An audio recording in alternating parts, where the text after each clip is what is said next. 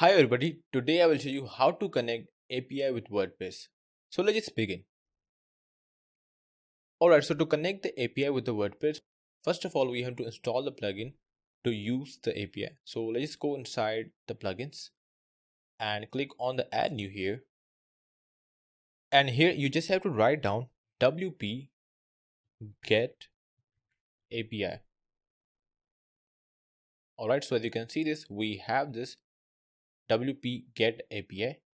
So we can use this plugin to connect the WordPress to the external APIs, send your data to the APIs and display the API data using shortcode or the template tag. Okay, so first of all, we have to install this. And now let's just click on the activate. Alright, so now as you can see that we have the WP get API at the sidebar. So we have to go inside there. And here, as you can see here that we are inside the dashboard of the WP get API. And inside the dashboard, first thing that you would see here is the setup. So here we can simply set up our API. So in the API, we have the API name, we have the unique ID of the API, and we have the base URL of the API. So if you want to add the multiple API, you can simply add it. All you need to do is to click on the add new API. And from here, you can simply add another API here. But right now, I just simply like to use single API and delete the second one. And you can also see the setup instruction for the API. So the first thing is the name. So we have to give the name to our API field, and after that we have to give a unique ID to our API. And after that we have to add the base URL to our API that can be found on the docs of the API that we will be using. And in the last we have to hit the save button, and then we can visit the new tab that will be created. Okay, so for example, I want to create the API for the random course or I want to show the course on my WordPress website. So how can we do this? So first of all, I would actually need to go to the Google, and in the Google I would simply search for course API. Now I will have the bunch of different options for the quad APIs. Okay, so now I would actually like to go inside the first option. So you can simply choose anyone here, that totally up to your choice, or you can also go with any other API of your need. But right now for this tutorial, I will be using random chords API. Alright, so let's just click here. And now we are inside the GitHub repository of the Luke. Alright, so how can we get our API here? Okay, so as you can see, this is the readme file of our API. Okay, so there is a rate limit here that you can see here. We also have the API server, and we can directly test the API from here.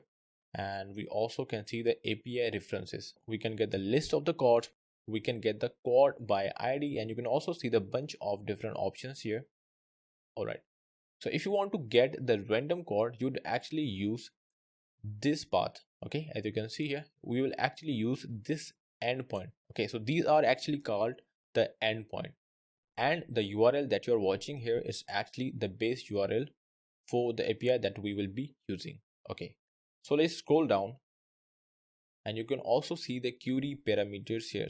So if you do have the technical or the software development background, then you will be able to understand the query parameters here.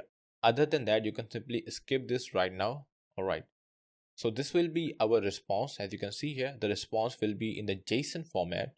And if you want to get the random course, we have to send the request to this endpoint. All right, so you can also see that this will be the response of the random course, and you can also see the other options here. Okay, same goes for the list course, and same goes for the other options here. Okay, so now what we need to do, I actually want to get the course here. All right, so I would simply like to use this endpoint, but before that I have to add the base URL to our WordPress.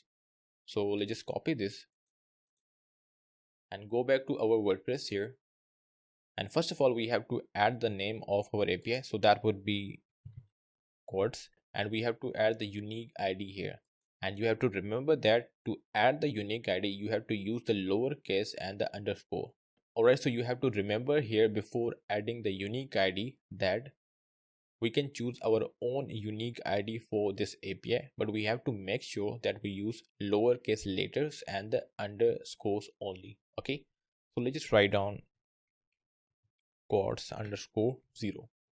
All right, so now let's just try to add the base URL here that we have copied. Okay, so that is the base URL here. So now let's just click on the save button. All right, so whenever you create the API, it will be added here. So you can see the name of our API here. So I would simply like to go inside here. And here, as you can see this, we have the first endpoint. Okay, so we haven't added any endpoint at the moment, but you can see that the base URL of the course. So you can see here that we have the course, that is the name of our API. And after that, we have the base URL of our API. And after that, we can add the endpoints. Okay, and you can see that we have the template tag that we can use to show the result, and we also have the shortcode as well. So in the endpoint, you can see here we have the unique ID, we have the endpoint, and we also have the method. So if you want to fetch the data or get the data from the external APIs, you will actually use the get method. But if you want to send the data to the external APIs, you will actually use the post method. And after that, you can see that we have the results format. So in the results format, it simply means that in what format you want to get the response. Okay, so whether it is a JSON string or it is a PHP array data, so it totally depends on you. Okay, and after that we have the timeout. So timeout is actually how long the connection should stay open in the seconds. Okay, and after that we have the cache time. So at the moment we can skip this because this is actually available in the pro plugin. And we also have the query strings, we have the headers, and we have the body, and we have the encode body, and in the last we have the actions, but that is the part of pro plugin. So you can actually skip all of these options at the moment. Okay, so now what we need to do, we have to add the endpoint here. All right, so let's go back to the GitHub here, and from here I actually want to get our endpoint for the random course. So I'll simply copy this. Okay, so you have to make sure here that you don't actually copy the get method here. So this is actually the get method that we will be using, but when we try to add the endpoint, we won't be using that in the field of the endpoint. Okay, so you have to remember that here. All right, so we also have to add the unique ID. So let's just write down the unique ID. So that would be random quad. Okay, so random quad is the unique ID of our endpoint. In the similar way, if you want to add the multiple endpoint, you can also do it as well. All you need to do is to click on the add endpoint, and from here you can add the second endpoint. But at the moment, I will simply remove this endpoint here, and now I will simply click on the save button.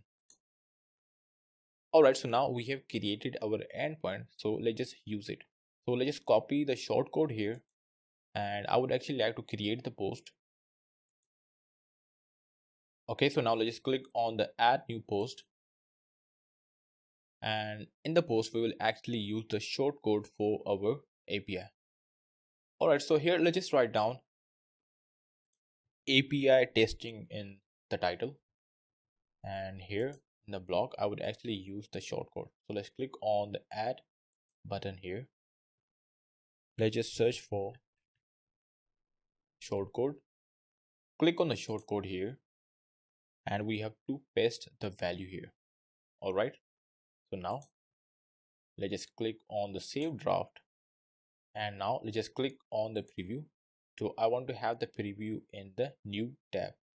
So let's click here, and you will get the preview of our API here.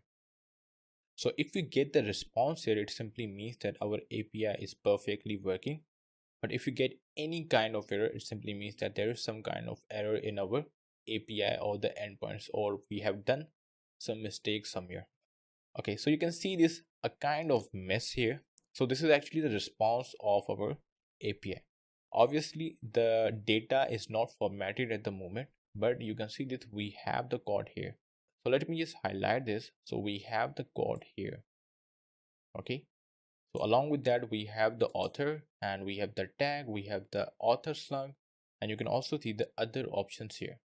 All right, so if I just try to refresh this, we might be able to get any other quad here. Now you can see this, we have another quad here, so that is different. So this is how you can get the random quads using this API that we are using.